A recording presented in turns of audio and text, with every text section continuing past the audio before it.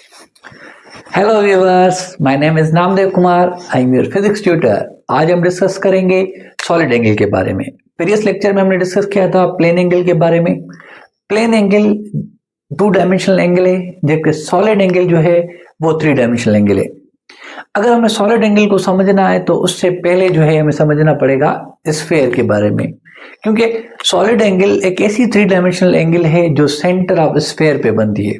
तो अगर हमें सॉलिड एंगल को समझना है तो उसके लिए हमें समझना पड़ेगा स्फीयर को। तो चलिए पहले डिस्कस करते हैं स्फीयर के बारे में।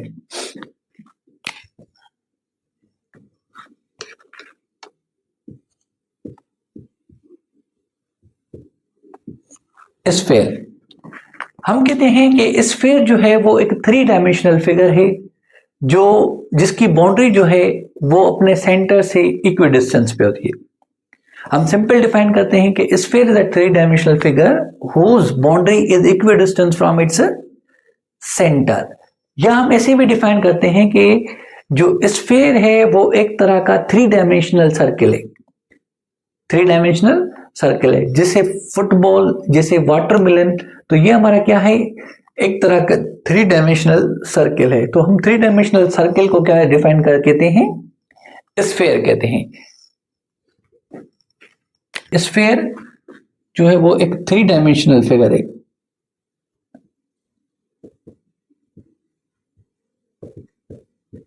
Three dimensional figure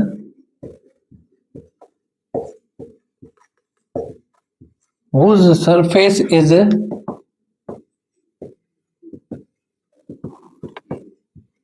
equidistant from its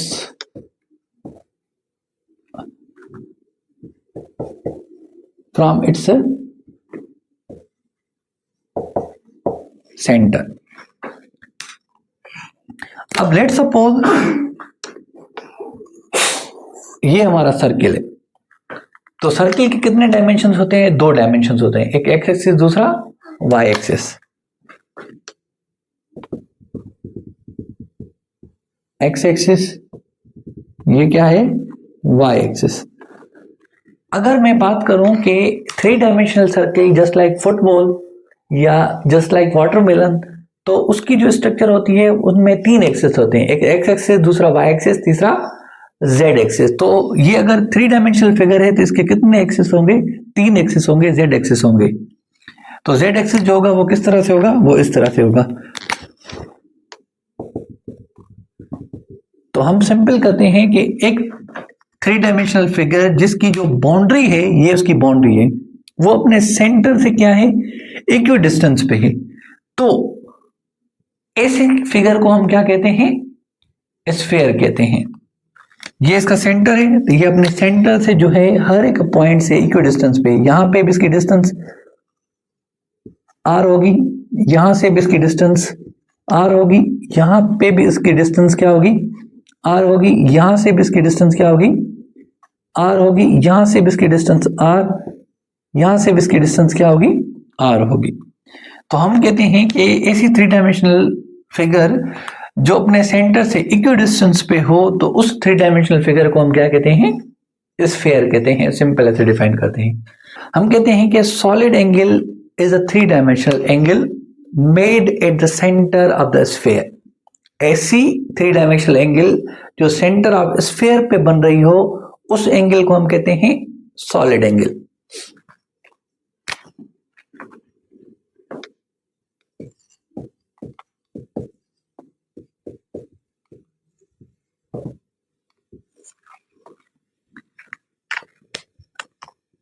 अगर हम डिफाइन करना चाहें, कैसे डिफाइन करेंगे, solid angle is a 3 dimensional angle made at the centre of sphere. Let suppose ये हमारा एक सर्किल है, ये एक क्या है, सर्किल है। अब ये हमारा 3 डायमेंशनल सर्किल है। 3 dimensional circle means spherical shape है। तो यहां से इसका सेंटर होगा, ये कहलाएगा ओरिजिन।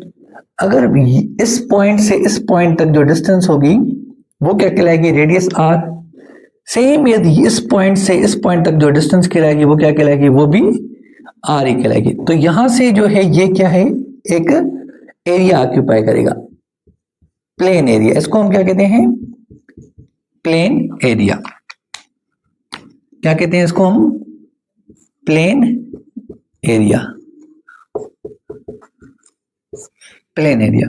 अब यहां पे जो सेंटर पे जो एंगल बनी है उसको नाम दिया है मैंने ओमेगा। ये जो ओमेगा है ये कहां पे बनी है, सेंटर ऑफ स्फीयर पे बनी है। किस पे बनी है, सेंटर ऑफ स्फीयर पे। इस एंगल को हम नाम देते हैं सॉलिड एंगल, सॉलिड एंगल। ये हमारी 3 डायमेंशनल स्फीयर, इसको हम कहते हैं 3D या सिंपल इसको कहते हैं स्फीयर। तो ऐसी एंगल जो सेंटर ऑफ स्फीयर पे बन रही हो उस एंगल को हम क्या कहते हैं, सॉलिड एंगल कहते हैं। इसको मैं इस तरह से भी बना सकता हूं, जस्ट लाइक अ कोन स्ट्रक्चर।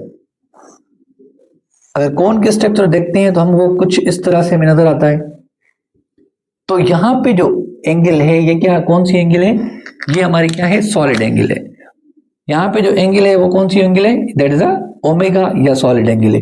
अब इसने जो एरिया कवर किया है ये एरिया कवर किया है, ये सरफेस एरिया है। इसको हम क्या कहते हैं, प्लेन एरिया या सरफेस एरिया कहते हैं, प्लेन एरिया। यहां से डिस्टेंस आर, ये भी डिस्टेंस क्या कहलाएगी, आर कहलाएगी। ये जो एंगल है ये क्या कहलाएगी, ये कहलाएगी सॉलिड एंगल। तो हम डिफाइन करते हैं simply, angle made at the center of sphere is known as the solid angle या 3-dimensional angle, 3-dimensional angle made at center of sphere।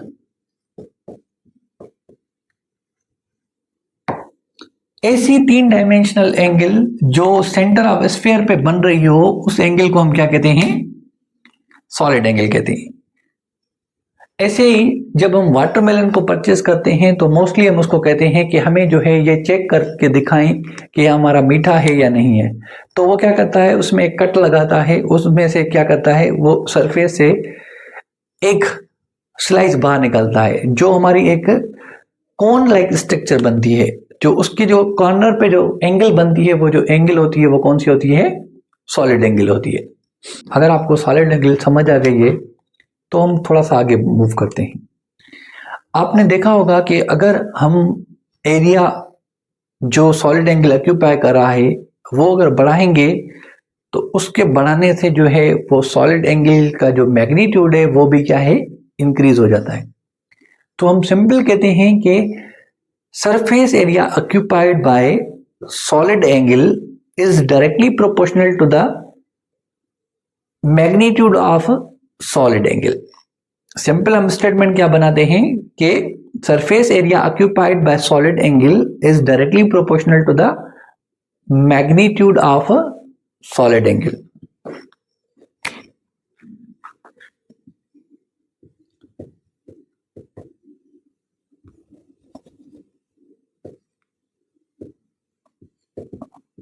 surface area occupied by solid angle is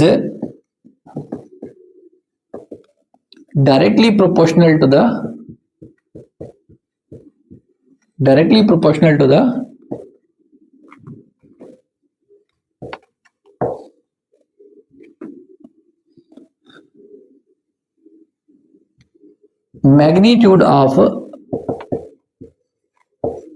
magnitude of solid angle। तो हम simple लिख सकते हैं कि जो area है जो सॉलिड एंगल ऑक्यूपाई कर रहा है वो डायरेक्टली प्रोपोर्शनल है magnitude of solid angle. Same as जो एरिया है, अगर हम प्रोपोर्शनलिटी रिमूव करेंगे तो हम ऑब्जर्व करेंगे जो स्क्वायर ऑफ रेडियस है वो चेंज नहीं होगा, वो कांस्टेंट होगा। तो ये इक्वेशन बन जाएगी, area is equal to r square into omega. Omega क्या है हमारी, सॉलिड एंगल। ऐसे ही अगर हम सॉलिड एंगल को डिफाइन करना चाहें तो solid angle is equal to area upon are square, area upon are square.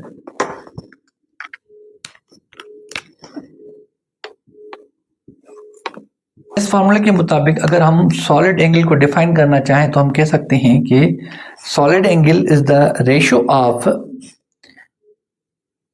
surface area occupied by solid angle to the square of radius of sphere।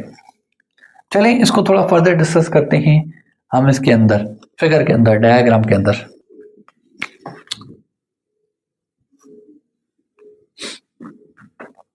चलें जी, अब देखें, लेट सपोज मेरे पास दो तरह के स्फेयर हैं, एक ये स्फेयर है, दूसरा ये स्फेयर है। अब इस स्फेयर का जो सेंटर होगा ये सेंटर है, इसको हम ओरिजिन कहेंगे। यहाँ पे ये सेंटर है, ये क्या है, उसका ओरिजिन है। अब यहाँ से इस पॉइंट से इस पॉइंट तक जो डिस्टेंस है वो रेडियस कहलाएगी। ऐसे इस पॉइंट से इस पॉइंट तक ये डिस्टेंस कहलाएगी, रेडियस कहलाएगी। तो यहाँ पे जो एंगल बनेगी वो क्या बनेगी, वो बनेगी ओमेगा। ऐसे ही जो है ये वाली जो एंगल है, ये जो एंगल ने, सॉलिड एंगल ने एरिया ऑक्यूपाई किया है वो ये है, सरफेस एरिया।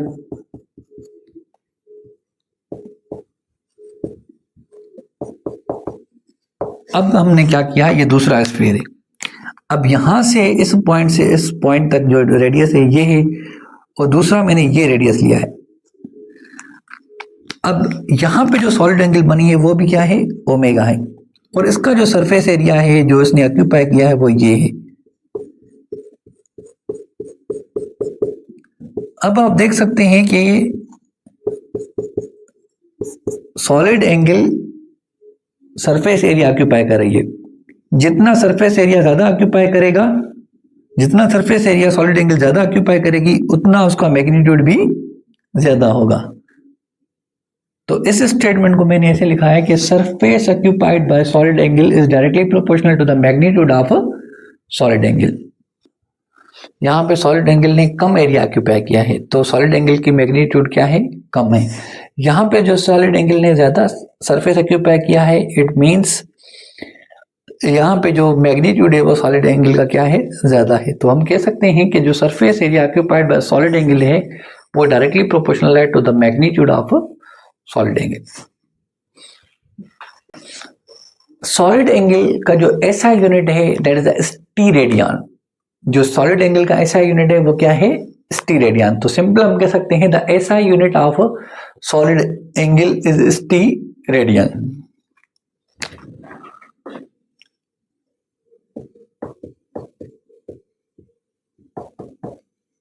ऐसा यूनिट ऑफ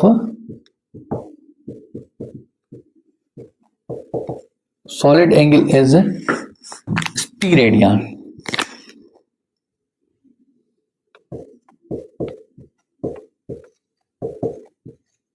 जो ऐसा यूनिट है सॉलिड एंगल का वो क्या है, टी रेडियन है। ऐसे ही अगर मैं आपसे पूछूं कि जो वन कंप्लीट स्फीयर है उसमें कितनी टी रेडियन होगी, तो जो हमने प्रीवियस फार्मूला पढ़ा था सॉलिड एंगल का, उससे जो है हम कैलकुलेट कर सकते हैं कि एक वन कंप्लीट स्फीयर में कितनी टी रेडियन एंगल होती हैं। तो फॉर कंप्लीट सर्कल की बात करें तो हमारे पास सॉलिड एंगल का फार्मूला है omega is equal to A upon are square. जो कंप्लीट सरफेस एरिया है स्फीयर का उसका फार्मूला है 4 pi are square, 4 pi are square. तो यहां पे मैं इस जगह पे पुट कर सकता हूं omega is equal to 4 pi are square divided by r square.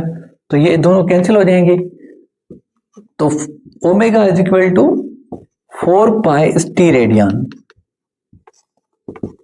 4 pi steradian. Sphere जो है वो इक्वल होता है 4 पाई टी रेडियन के। वन कंप्लीट स्फीयर जो है वो इक्वल होता है 4 पाई टी रेडियन। या इसको हम सोल्व करेंगे तो ये जो ओमेगा इक्वल हो जाएगा, omega is equal to 12.56 steradian, 12.56 steradian.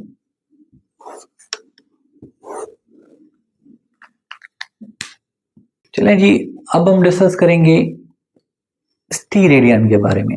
जो ऐसा यूनिट है सॉलिड एंगल का वो क्या कहलाता है? स्टीरेडियन। तो स्टीरेडियन को हम किस तरह से डिफाइन करेंगे, चलिए हम डिस्कस करते हैं उस पर।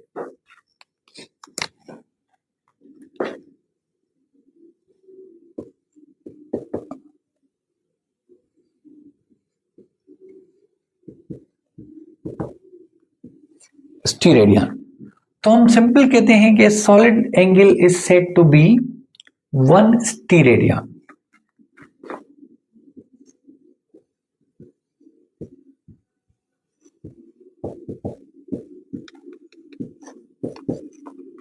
said to be 1 steradian when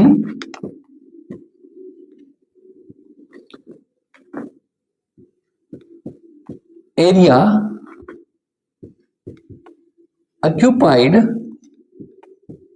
by solid angle becomes equal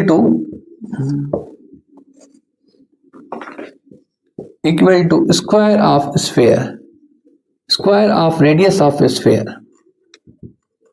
square of radius of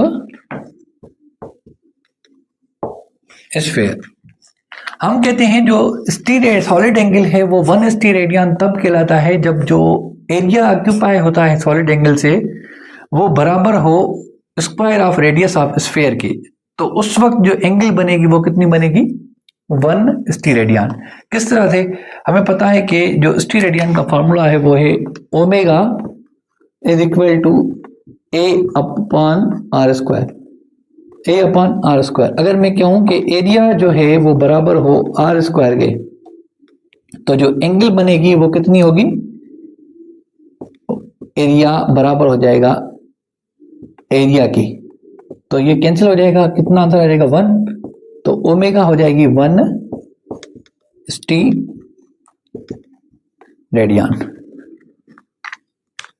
omega हो जाएगी 1 स्टीरेडियन। ऐसे ही मैं डिस्कस करता हूं, आपको फिगर से समझाता हूं। देखिए, आप इमेजिन करें कि मेरे पास एक स्फीयर है। क्या है? एक स्फीयर है। अब इस सेंटर से ये जो यहां पे इस पॉइंट तक जो डिस्टेंस है ये है 1 सेंटीमीटर। ऐसे ही इस पॉइंट से लेकर इस पॉइंट तक इसकी डिस्टेंस है 1 सेंटीमीटर। तो जो इसका स्क्वायर ऑफ रेडियस होगा वो कितना होगा? 1 सेंटीमीटर स्क्वायर। तो ऐसे ही अगर इसका जो प्लेन एरिया है, ये क्या है? इसका प्लेन एरिया है, ये है इसका प्लेन एरिया। ये जो प्लेन एरिया है अगर ये 1 सेंटीमीटर स्क्वायर के इक्वल है, 1 सेंटीमीटर स्क्वायर के इक्वल है, तो यहां पे जो एंगल बनेगी ओमेगा, ये कितनी बनेगी? 1 स्टीरेडियन। 1